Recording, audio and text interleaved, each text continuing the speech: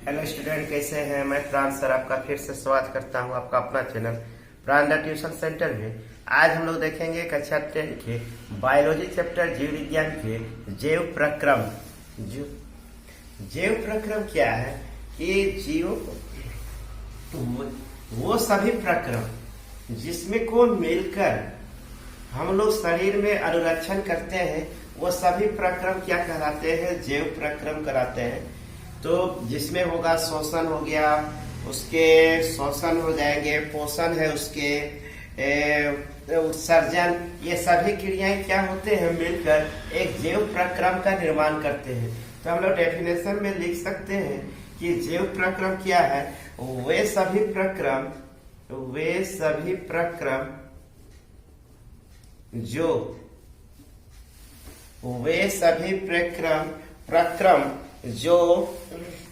संयुक्त रूप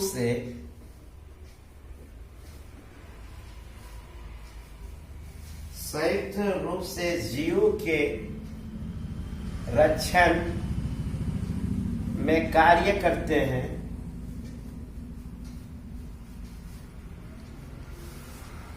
जैव प्रक्रम कहलाते हैं।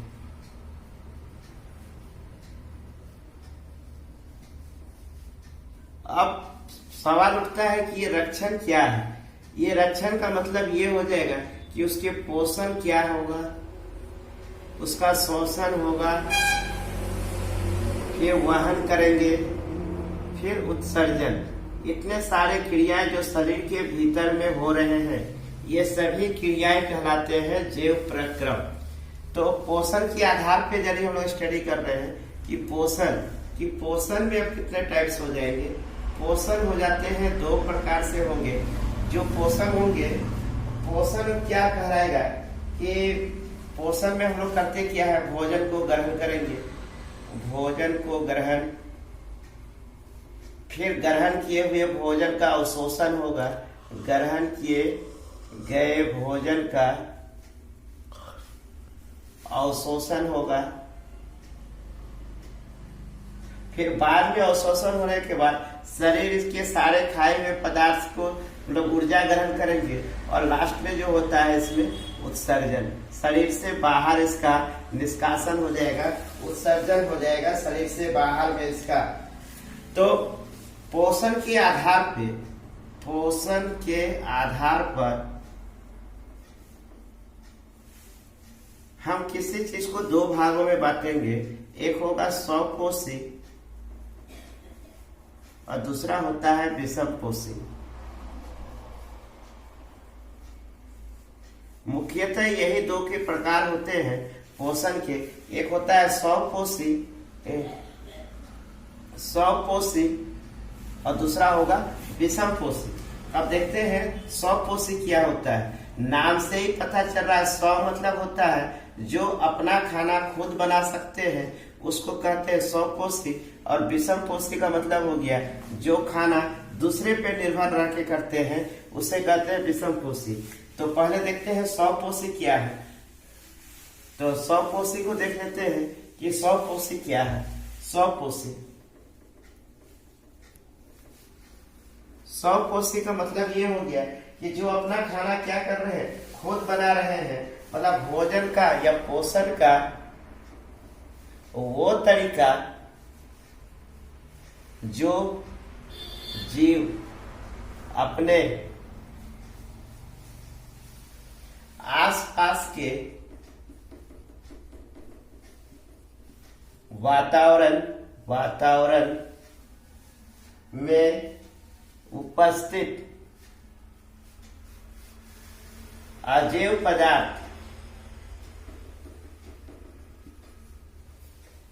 पदार्थ कौन सा हो जाएगा? कार्बन डाइऑक्साइड, पानी और सूर्य का प्रकाश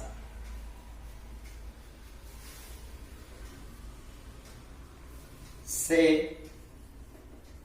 अपना भोजन स्वयं बनाते हैं, स्वपोषी कहलाते हैं।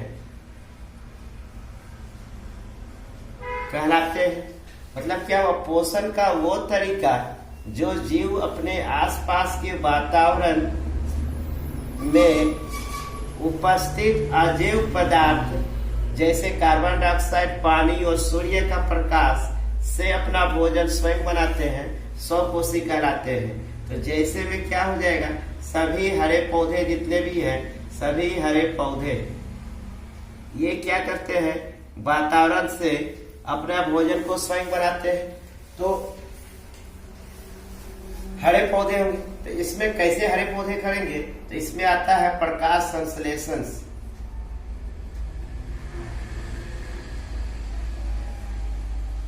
प्रकाश संश्लेषण, प्रकाश संश्लेषण वह प्रक्रिया है जिसमें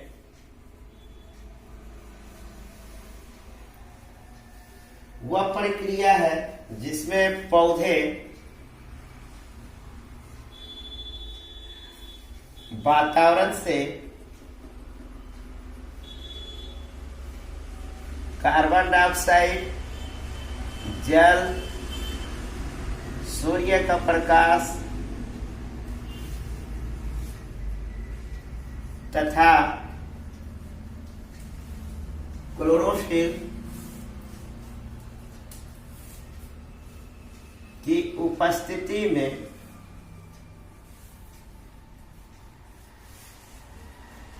अपना भोजन स्वयं, उपस्थिति में अपना भोजन के रूप में क्या बनाएंगे, ये कार्बोहाइड्रेट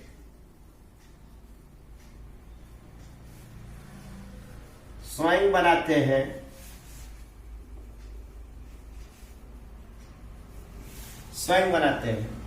वह प्रक्रिया है प्रकाश संश्लेषण जिसमें पौधे वातावरण से कार्बन डाइऑक्साइड, जल, सूर्य का प्रकाश तथा क्लोरोफिल की उपस्थिति में अपना भोजन क्या बनाएगा, कार्बोहाइड्रेट मतलब C6H12O6 स्वयं बनाते हैं, जिसको हम कार्बोहाइड्रेट कहते हैं।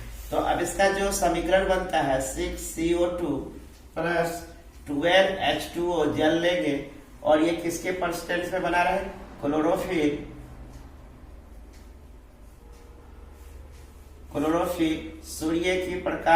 सूर्य का प्रकाश की उपस्थिति में क्या बनाएगा, कार्बोहाइड्रेट C6H12O6 प्लस जल बनाएंगे, प्लस ऑक्सीजन का निर्माण होता है, प्लस कुछ ऊर्जा भी इसके साथ साथ बाहर निकलते हैं। तो ये सारे प्रक्रम हो जाते हैं। कार्बन डाइऑक्साइड लिए वातावरण से ही पानी लिए, क्लोरोफिल और सूर्य की उपस्थिति में C6H12O6 जो ग्लूकोज जो होता है, ये कार्बोहाइड्रेट का निर्माण कर रहे हैं, वाटर का निर्माण होता है, साथ में ऑक्सीजन क्या होता है, ऑक्सीजन बनता है जो बाद में ये वातावरण में मुक्त कर देता है और साथ में कुछ ऊर्जा भी रिलीज करते हैं ये। तो ये जो कार्बन डाइऑक्साइड, ये कार्बोहाइड्रेट का जो निर्माण बनते हैं, वाटर को क्या कहते हैं, एक्सेस वाटर को वातावरण में नमी के रूप में रिलीज किया जाता है पौधे द्वारा।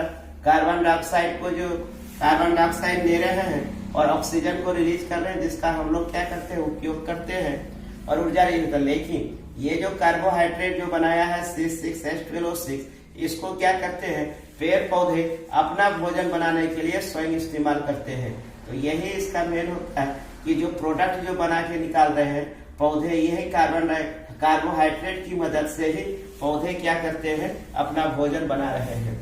तो ये था। तब इसमें जो कार्बोहाइड्रेट जो बना रहे हैं, इसमें जो सबसे अहम भूमिका निभाता है वो क्या निभाता है, पत्तियों में होते हैं ये सारे प्रोसेस, और पत्तियों में क्या पाया जाता है, स्टोमाटा। तो हम लोग अब देखते हैं नेक्स्ट स्टोमाटा के बारे में, ये स्टोमाटा क्या होता है, और साथ में देखेंगे कि इसमें एक इम्पोर्टेंट चीज है कि प्रकाश संश्लेषण के लिए आवश्यक कच्चे पदार्थ या कच्चे मटेरियल के रूप में पौधे कौन कौन सा उपयोग कर रहे हैं। देखते हैं प्रकाश संश्लेषण के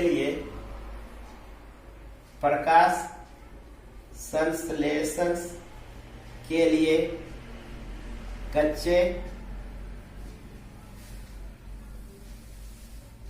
सामग्री कौन कौन सी है इसकी, किसकी इसके बिना प्रकाश संश्लेषण संभव नहीं है। तो सबसे पहले चाहिए सूर्य का प्रकाश होना जरूरी है। सूर्य का प्रकाश होना चाहिए हरे पौधे के लिए, नहीं तो प्रकाश संश्लेषण से नहीं होगी तो इसके आगे का प्रोसेस नहीं हो पाता है। तो दूसरा चाहिए क्लोरोफिल, पत्तियों में जो मौजूद होती है क्लोरोफिल, इसका होना आवश्यक है। तीसरा है कार्बन डाइऑक्साइड का होना जरूरी होता है, जो वातावरण में हम लोग क्या करते हैं, मुक्त करते हैं, उसको पेड़ पौधे ग्रहण कर लेते हैं। और साथ में जल का होना आवश्यक है। तो ये चार चीज जब तक नहीं होंगे पौधे अपना भोजन स्वयं नहीं बना पाते हैं। इसलिए प्रकाश संश्लेषण के लिए ये कच्चे सामग्री का होना आवश्यक है। अब होता क्या है कि प्रकाश संश्लेषण हुआ तो इसके होने से पौधों में कौन कौन सी घटनाएं घटती है भीतर, पौधे के भीतर में, वो देखते हैं। पत्तियों में क्या क्या होते हैं, इसको मिटाते हैं, इसको सेकंड देखते हैं। प्रकाश संश्लेषण से, प्रकाश संश्लेषण के दौरान निम्न घटनाएं होती है, निम्न घटनाएं होती है। अब प्रकाश संश्लेषण हो रहा है तो उसमें कौन कौन सी घटनाएं होगी। सबसे पहले होता है क्लोरोफिल।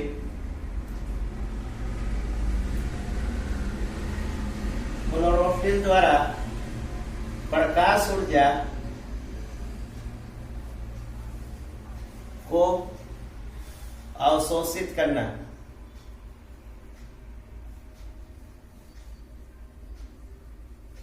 मतलब ये हुआ पत्तियों में होता है क्लोरोफिल, तो ये पत्ती क्या करते हैं, सूर्य के जो प्रकाश जो होते हैं ये प्रकाश को क्या करेगा, अवशोषित करेगा क्लोरोफिल। ये इसका पहला फंक्शन हो जाता है। पत्तियों में क्या करता है क्लोरोफिल, सूर्य के प्रकाश को अवशोषित करेंगे, अवशोषित करते हैं सूर्य के प्रकाश को। दूसरा जो होगा प्रकाश ऊर्जा को, प्रकाश ऊर्जा को रासायनिक ऊर्जा, रासायनिक ऊर्जा में परिवर्तन करते हैं। मतलब ये अवशोषण किया, उसके बाद ये प्रकाश ऊर्जा था, प्रकाश ऊर्जा को अब कन्वर्ट कर दिया जाएगा, रासायनिक ऊर्जा में कन्वर्ट कर देंगे। और इसके साथ में क्या होगा, कन्वर्ट होने के साथ में ही जल के जो अणु जो है, जल अणु जो है मतलब H2O जो है, अब हाइड्रोजन और ऑक्सीजन में अपघटन होता है। जल अणु हाइड्रोजन और ऑक्सीजन में टूट जाते हैं, टूट जाते हैं या घटित हो जाते हैं, एक ही बात थी। तो जल अणु जो था मतलब H2O, इसके साथ ही रासायनिक ऊर्जा में हुआ तो जल के जो अणु जो H2O थे, हाइड्रोजन और ऑक्सीजन दोनों क्या होंगे, अलग अलग हो जाएंगे। और तीसरी घटना जो होती है कार्बन डाइऑक्साइड का कार्बोहाइड्रेट में टूटना, कार्बोहाइड्रेट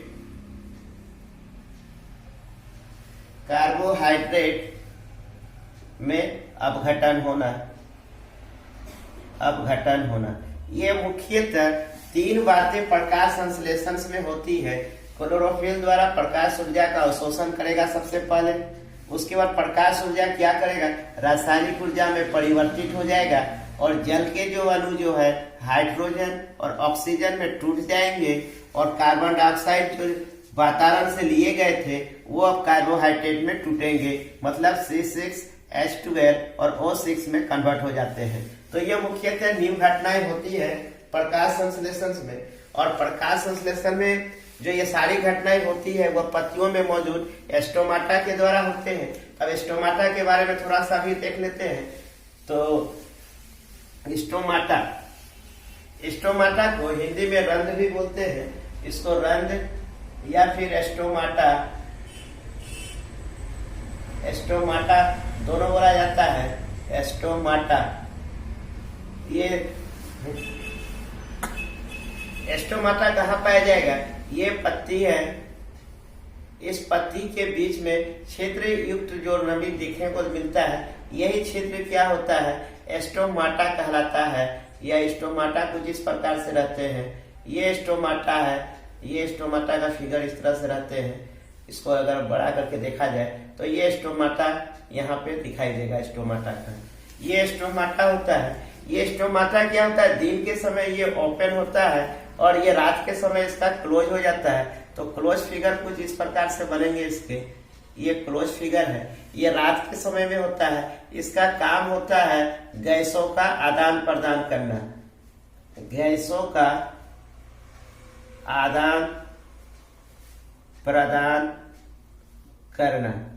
कौन सा गैसों का? मतलब ऑक्सीजन का। ये क्या करेंगे? बाहर निकालेंगे और ये कार्बन डाइऑक्साइड को अंदर की ओर लेते हैं। पेड़ पौधे क्या करते हैं? ऑक्सीजन को रिलीज करेंगे और कार्बन डाइऑक्साइड को लेते हैं।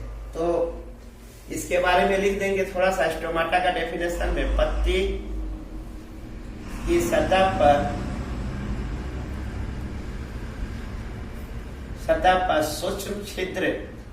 सूक्ष्म छिद्र पाए जाते हैं, जिससे रंध्र कहते हैं।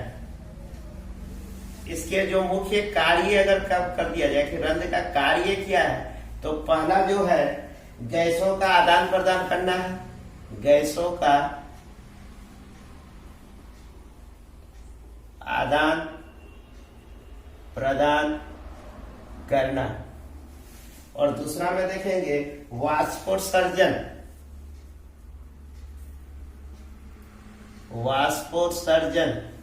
वाष्पोत्सर्जन मतलब जलवाष्प के रूप